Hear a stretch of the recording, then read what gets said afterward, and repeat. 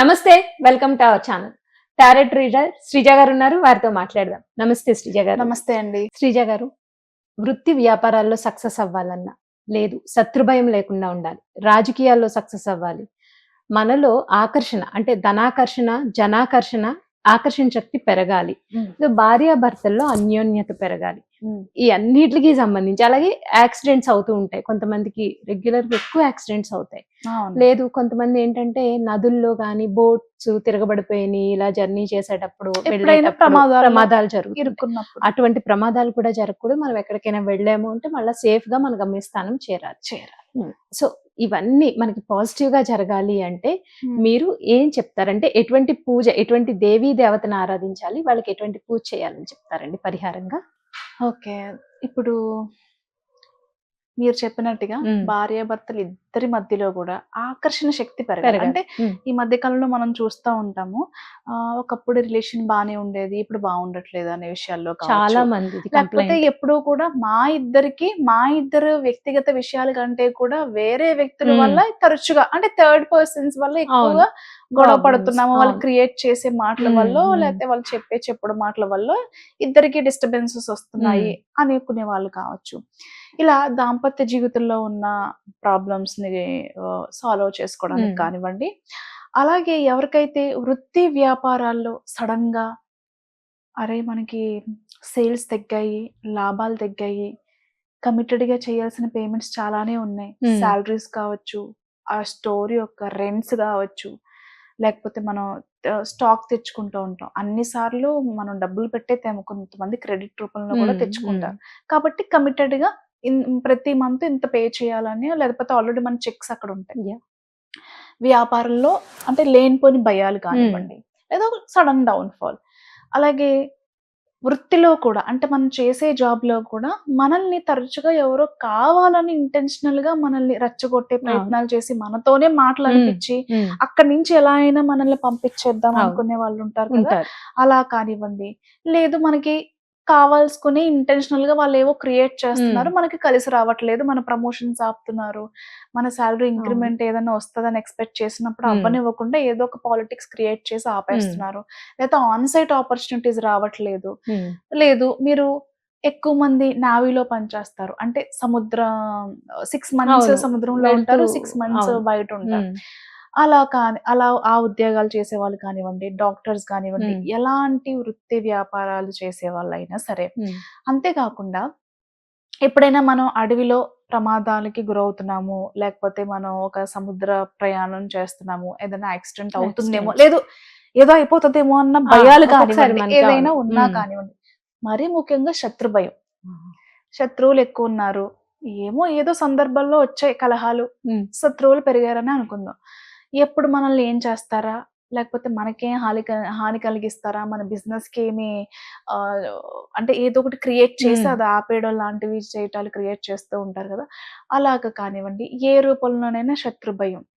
ఇలా వృత్తి వ్యాపారాలకి శత్రు భయానికి సంబంధించి, మరీ ముఖ్యంగా ఆరోగ్యానికి సంబంధించండి, క్రానిక్ పెయిన్స్ కానీ, ఏదైనా తెలియని ఆరోగ్య సమస్య, మందులు వాడుతున్నాం కానీ చాలా రోజుల నుంచి అయినా సరే ఇలాగే ఏదో నడుస్తుంది అనుకునే వాళ్ళకి, తొందరగా ఆరోగ్యం బాలేదు, కోలుకోవాలి, బెడ్ మీద ఉన్నారు, తొందరగా ఆరోగ్యం కోలుకోవాలి అన్న వాళ్ళు కానివ్వండి, ఎవరైనా ఒక శక్తివంతమైన దేవత ఉన్నారు అనంటే తారాదేవి.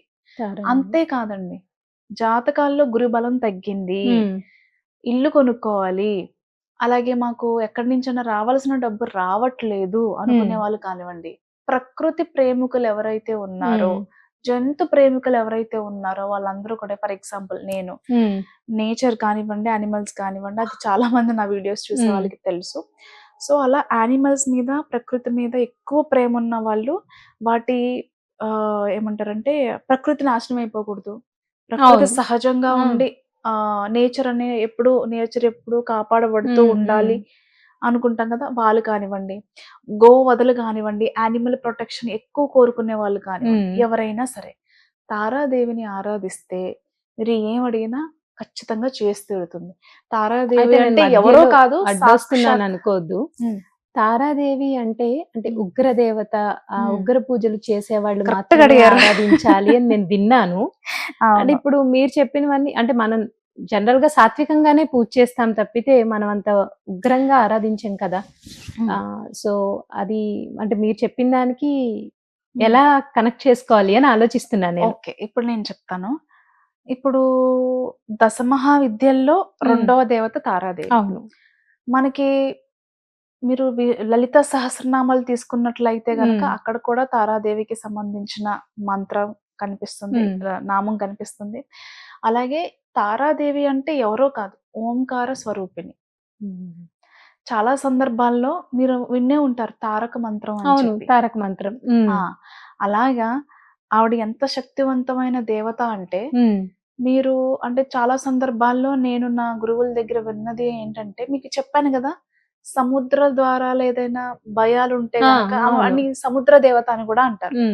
ఒకానొక టైంలో మనకి త్రేతాయుగంలో మనకి ఏమంటారు, సముద్రం దాటి అవతల వైపు వెళ్ళాలి అన్నప్పుడు కూడా తారాదేవికి ఆరాధించారు అనేది ఒకటి చెప్పబడింది. యాక్చువల్గా నిజం.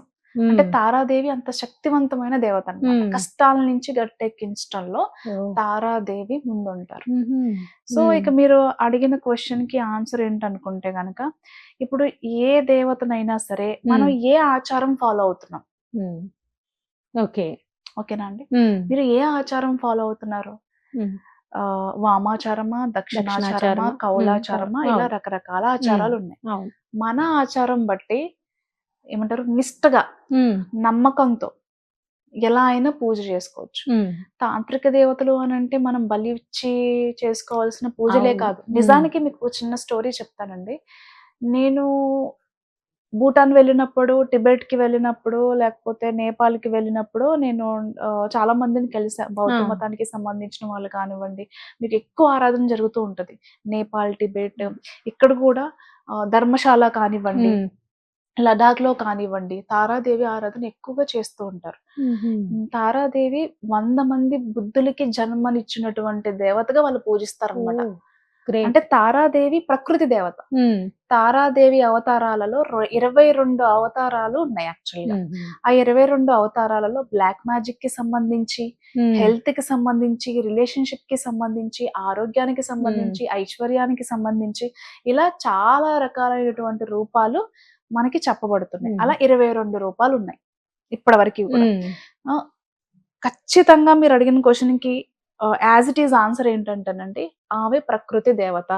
ప్రకృతి దేవతలు ఎవరు కూడా జంతు బలి కానివ్వండి, ప్రకృతి నాశనాన్ని కానివ్వండి వాళ్ళు కోరుకోరు. నిజానికి తారాదేవి చాలా మంది కలలో కనిపించి చెప్పటం కానివ్వండి, ఆకాశవాణి ద్వారా కానీ ఆవిడ చెప్పింది ఏంటంటే, లోకంలో జంతు వధలు ఎక్కువ అవుతున్నాయి, పశు వధలు ఎక్కువ అవుతున్నాయి. దేవతలకి జంతువులు గాని లేకపోతే పశువులు గాని బలిగా అమ్మల్ని కన్నా అమ్మ ఎప్పుడు బలి కోరదు. ప్రకృతి నాశనం అయిపోతుంది, జంతువులు దేవతల పేరుతో దేవుళ్ళ పేరుతో వధింపబడుతున్నాయి, ఇది కరెక్ట్ కాదు అని వాళ్ళకి చాలా సార్లు ఆవిడ సందేశం ఇవ్వడం జరిగింది. ఇప్పుడు మీరు చెప్పండి, మీకు ఆన్సర్ వచ్చిందా లేదా? వచ్చింది, చాలా మంచి ఆన్సర్ వచ్చింది. యాక్చువల్లీ నాలాగా చాలా మందికి అనుమానం ఉన్న వాళ్ళకి కూడా ఇప్పుడు మీ ద్వారా అది చక్కగా డౌట్ క్లారిఫై అవుతుంది కదా. అవును. అలాగే తారాదేవి రూపాల్లో 3 రూపాలు, ఉగ్రదేవత, ఏకజట, అలాగే నీల సరస్వతి. అంతేకాదండి, పిల్లలు ఎవరైనా సరిగా చదవట్లేదు, మనకి సరస్వతి కటాక్షం కావాలి, బాగా ఫ్లూయెంట్ గా మాట్లాడాలి, జనాల్ని ఆకర్షించాలి, ఆకర్షణమైనటువంటి లాంగ్వేజ్ కానివ్వండి లేకపోతే కళలు కానివ్వండి కావాలి అన్నప్పుడు తారాదేవిని ఆరాధిస్తే సరిగ్గా మేము కెమెరాని ఫేస్ చేయలేకపోతున్నాము, కమ్యూనికేషన్ ప్రాబ్లమ్స్ ఉన్నాయి, ఏదైనా ఒక కోర్స్ స్టేజ్ ఫియర్ ఉంటుంది, చాలా కోర్సులు నేర్చుకోవాలనుకుంటాము కానీ మేబీ నాకు ఆ అర్హత లేదేమో, ఏదో ఒక విధంగా ఎబిలిటీని మనమే తక్కువ చేసేసుకుంటాం.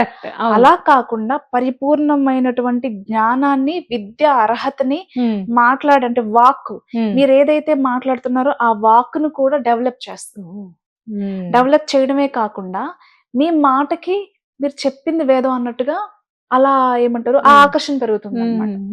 సో ఒకటని కాదండి, తారాదేవి మీరు అడిగింది ఏదైనా చేస్తుంది. ఆవిడకి కావాల్సింది ఒకటే, జంతు ప్రేమ, ప్రకృతి మీద ప్రేమ. ప్రకృతి నాశనం ప్రేమించి. కాకుండా ఎవరైతే కాపాడతారో ఆవిడ అడిగింది ఇస్తుంది ఉమ్, ఖచ్చితంగా. చాలా మంది ఏమనుకుంటారు, ఉగ్రతార మనం బలి ఇవ్వాలేమో, ఉమ్, అదేమో ఇదేమో అని అనుకుంటారు. అసలు ఏ దేవత అండి, అసలు ఒక తల్లి ప్రకృతి పరంగా కానివ్వండి, జంతు పరంగా కానివ్వండి, ఎవరు బలి అనేది కోరుకోరు. కోరుకోరు. అవును. శంకరాచార్యులు వారు మనకి కుంకుమ పూజను అందించడం జరిగింది. ఉమ్, రక్తవర్ణంలో ఉండే కుంకుమ పూజ చెయ్యండి, అవును. అమ్మవారు శాంతిస్తారు, ఉమ్, మీరు అడిగింది ఇస్తారు అని అవును. చెప్పేసి. అయినా సరే ఇంకా చాలా మంది బలులు ఇస్తూ ఉమ్. ఉంటారు.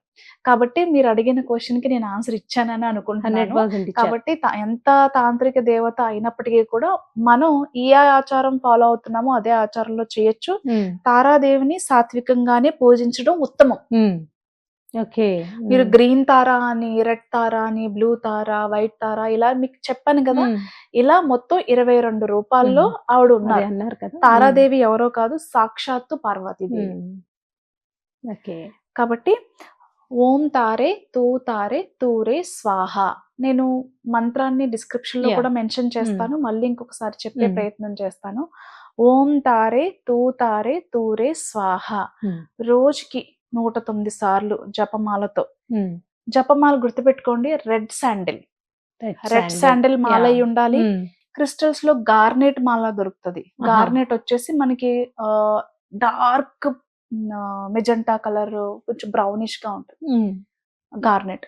గార్నెట్ మాల కానివ్వండి, లాపిస్ లజూలి మాల కానివ్వండి, సోడా లైట్ కానివ్వండి. ఉమ్, ఎందుకంటే నీలతార అని చెప్పుకున్నాం కదా. అవును.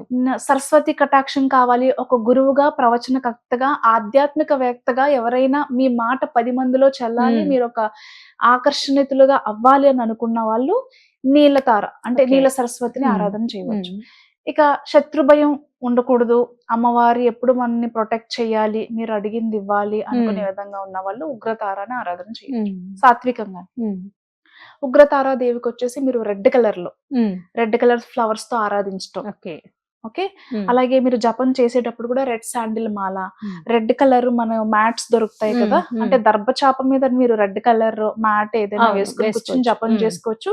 నీల సరస్వతి అంటే సరస్వతి కటాక్షం గురించి ఉమ్, ఏదైనా నాలెడ్జ్ ఇంకా డెవలప్ చేసుకోవాలి అనుకునే వాళ్ళు నీలం రంగు చాపలు ఏదైనా, ఉమ్. లేదు నీలం రంగు జపమాల అంటే ఉమ్. లాపిస్ లజూలి, సోడా లైట్ ఇలా క్రిస్టల్స్ ఏవైతే ఉమ్. ఉన్నాయో అవి యూస్ చేసుకోవచ్చు.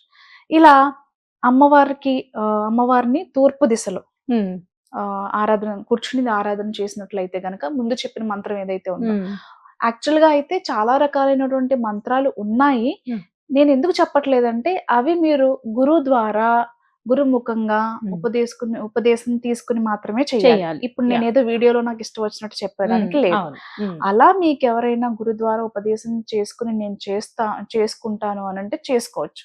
బట్ ఇప్పుడు నేను చెప్పేది అందరూ అందరూ. చేసుకోగలరు, Yeah, అందరూ అందరూ చేయొచ్చు. చేసుకోవచ్చు. ఉమ్, అండ్ బుద్ధిస్టులు కానివ్వండి, మనలో ఇక్కడ ఎవరైనా ఇక్కడ చేసే వాళ్ళు కానివ్వండి, రెగ్యులర్ గా చేసే ఉమ్, మంత్రం అయితే ఉమ్. ఇది అందరూ చేసుకోవచ్చు, ఎలాంటి దోషం ఉండదు. ఉమ్. మీరు చక్కగా పాలు ఆ, ప్రసాదంగా పాలు. ఏం పెట్టచ్చు అని ఉమ్. అడిగితే గనక పాలు, ఉమ్, కాచిన పాలు చక్కగా అమ్మవారి దగ్గర పెట్టేసి దీపం పెట్టండి. ఆవు నెయ్యి దీపం అయినా పర్వాలేదు, నువ్వుల నూనె దీపం అయినా పర్వాలేదు.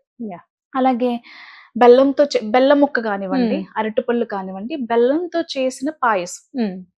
అమ్మవారికి పరమాన్నం లేదా ప్రసాదంగా. క్షీరాన్నం. ఉమ్, ఇలా క్రమం తప్పకుండా నేను చెప్పినటువంటి ఈ ఉమ్, మాల విషయంలో, చాప విషయంలో ఉమ్. కావచ్చు, లేదా ప్రసాదం విషయంలో ఉమ్. కావచ్చు, ఇవన్నీ ఫాలో చేసుకుంటూ ప్రతిరోజు సాయంత్రం 7 గంటల తర్వాత ఉమ్, మీరు సాయంత్రం చాంటింగ్ చేసుకుంటే చేయాలి. గనక, ఈ చాంటింగ్ ఏదైతే ఉందో ఉమ్. అంటే మన జపం ఏదైతే ఉందో చేసుకుంటే, ముందు నేను చెప్పినటువంటి ప్రాబ్లమ్స్ ఫేస్ చేసే వాళ్ళు ఎవరైతే ఉన్నారో వాళ్ళందరికీ కూడా నిజంగా అమ్మవారు తన బిడ్డల్లాగా యాక్సెప్ట్ చేసి ఉమ్, ఎలాంటి ప్రాబ్లం అయినా సరే వాళ్ళ దగ్గర నుంచి దూరం చేసేస్తారు. రైట్.